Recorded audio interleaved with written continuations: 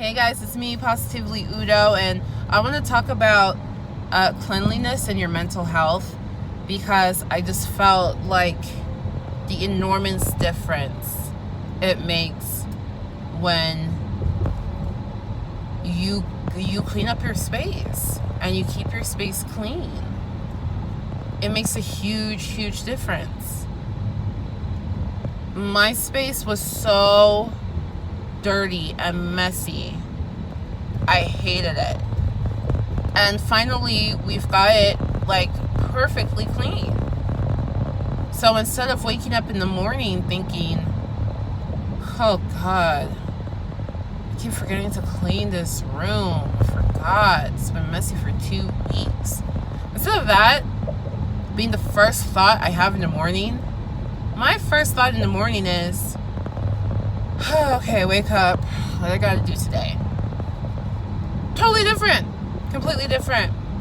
And the thing also is that it feels weird. So I'm a huge believer in this idea that we create our reality. And I'm not the type of person that says the life you live, your reality, is exactly what you wanted.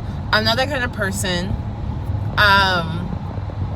Because people are like, okay, are you saying that starving orphan children desire to be starving and orphaned? And I'm not, and a part of me is kind of like, this idea of karmic past lives where like your soul desires to have a certain experience that, whoa, somebody almost rear-ended me. Yo, remember, everybody remember, well, one, it's not good. It's not good that I'm filming while driving, but always remember to stay 1 to 2 cars distance behind the person that's in front of you, please. What the hell, guys? You don't drive bumper to bumper. You stay 1 or 2 cars distance away. Okay, so now he's like 5 cars away. He was like, oh crap. But what was I saying? I completely forgot what I was saying.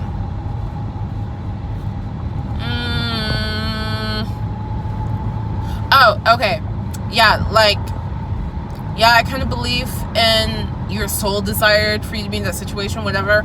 But what I believe when we say we create our reality, what I believe is you are given a hand. Like, let's pretend we're in Vegas and we're playing a card game, like blackjack or something. I don't know how to play card games. Uno.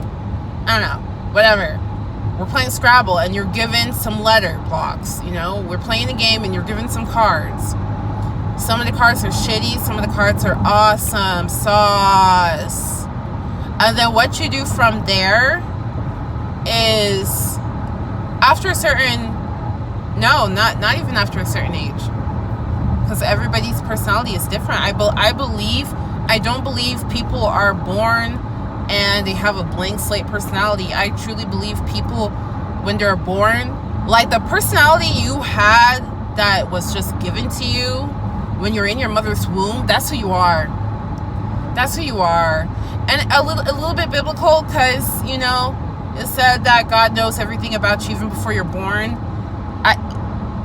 I mean, the more as I get older and I spend time with mothers and babies and I watch babies grow, and I look at my own history, like, oh, what was I like when I was a baby, and how am I now, and what does my mom think of me, and what do people think of me from when I was a baby to now?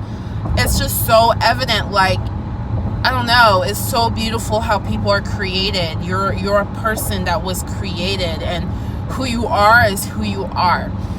Okay, and who you are, and of course your experiences will help you to develop yourself even more. But what your reality is like after a certain point is what you tolerate. Now, it's more difficult when you're a minor because you legally don't have control. Like, you can get in trouble for a lot of things, you can get in trouble for trying to take control of your life as a minor. But as an adult, it really is all about what you tolerate. You know, if you don't like the car you're driving, it's not because you wanted that car, but it's also not because you hate that car. Because if you really hated it and it's something you couldn't tolerate, you wouldn't be driving it. You know what I mean? Like, you would, if you could not, the crappy car you have, if you cannot stand it and you can't tolerate it, you would not be driving it. Point blank. Oh, well, I had an emergency situation and this is what I have to drive for now. Oh, well, I don't have enough money. Okay, this is the best I could afford. No, I kind of don't buy that. And again, your circumstances do influence this a bit, right? Like if you're in China, things are a little bit different.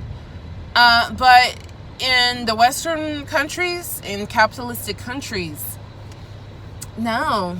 In countries where you can freely buy and sell whatever you want, no. You're in that crappy car because, but I can only afford a car that was $500. Okay, well, there's things you could do with $500 to get a car that you don't hate. You know what I mean? Like, you know, it's just what you tolerate, okay? And I apply it to everything. I apply it to your income. I apply it to who you date. I apply it to your children. Everything. It's about what you tolerate. And a messy room is what I've tolerated. I tolerate it. Now, when I first started Zoloft, I didn't tolerate it. Nothing was messy. And then it kind of stopped working. And then I started taking my supplements and it feels like it's starting to work again. So when you change what you tolerate, you know, like, you ever meet somebody who just stopped smoking cold turkey? They shifted. It was a dramatic shift in what they tolerate in life. They don't tolerate inhaling anymore.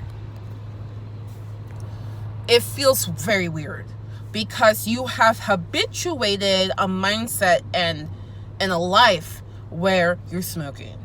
You've habituated this. This is a habit. I'm sure people who quit cold turkey, like, sometimes pat their pants looking for their cigarette or kind of touch their mouth a little bit and like forget that, oh yeah, that's not a thing for me anymore. You've habituated. It feels awkward. It feels weird. It feels unnatural. So yeah, waking up in a immaculately clean home felt so unnatural. It felt so unnatural. When my car was spotless and immaculate, that felt unnatural as hell. And then the hardest part is maintaining that new standard. So that becomes a habit. So you never go below that again. That's the hardest thing. First you have to, it's like a hill and you get to the top, but then now you have to stay at the top. Now you have to balance. It's like a really peak hill and you're standing on one foot and you have to balance. And then the longer you're attempting to balance, eventually, like, people really do walk on tightropes. You know, like, at first, no way in hell can you balance on a freaking rope. But when you are practicing for long enough, eventually you can walk a tightrope. Eventually, you're like that one crazy guy that walked a tightrope between two skyscrapers. What was that freaking guy? I was like, this bruh's crazy as hell. I forgot when it happened. Was it like the 70s or the 60s? I don't know. Or maybe, no, it was like the 1930s. I don't remember. There was a movie about it. It has that really cute guy. That guy who, like, played the sidekick in Inception. I forgot his name. He has like a French name. Anyway, I digress.